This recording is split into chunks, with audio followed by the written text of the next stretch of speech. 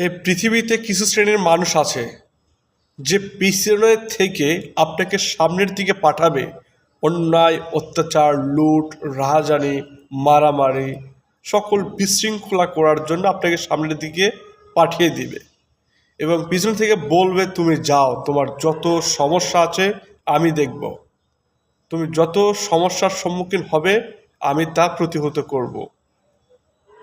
সে আপনাকে দিয়ে খারাপ কাজ করাবে, আপনাকে দিয়ে মারামারি, বিশৃঙ্খলা তৈরি করে দিয়ে সে কিন্তু ফায়দা লুটে নেবে। এই সকল বিবেক বুদ্ধি যদি আপনার আমার না হয়, তাহলে তো আপনি আমি সেই অপরাধী হয়ে যাব। কিছু শ্রেণীর লোক আপনাকে সামনের দিকে পাঠিয়ে দিয়ে পিছনের থেকে সব কিছু ফায়দা লুটে নেবে, সে রাজত্ব করবে। দিন শেষে আপনি যে অপরাধ করলেন, আপনার অপরাধের ফলে সে লাভবান হলো, মাঝখানে আপনি ক্ষতির মুখে পড়ে গেলেন। আমাদের প্রত্যেকটা মানুষের সামনে অগ্রসর হওয়ার পথে ভেবেচিন্তে চলা উচিত। আমি সামনে যাচ্ছি, অন্যায়, অত্যাচার, মারামারি হচ্ছে, লুট হচ্ছে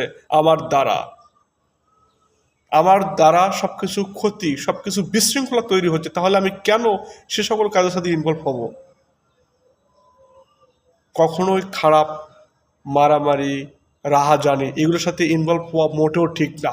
এতে দেশ, রাষ্ট্র, জাতি এবং আপনার পরিবার সহ আপনি ক্ষতির সম্মুখীন হতে পারেন। আপনার দ্বারা যে লাভবান হচ্ছে তার কিন্তু কিছুই হবে না।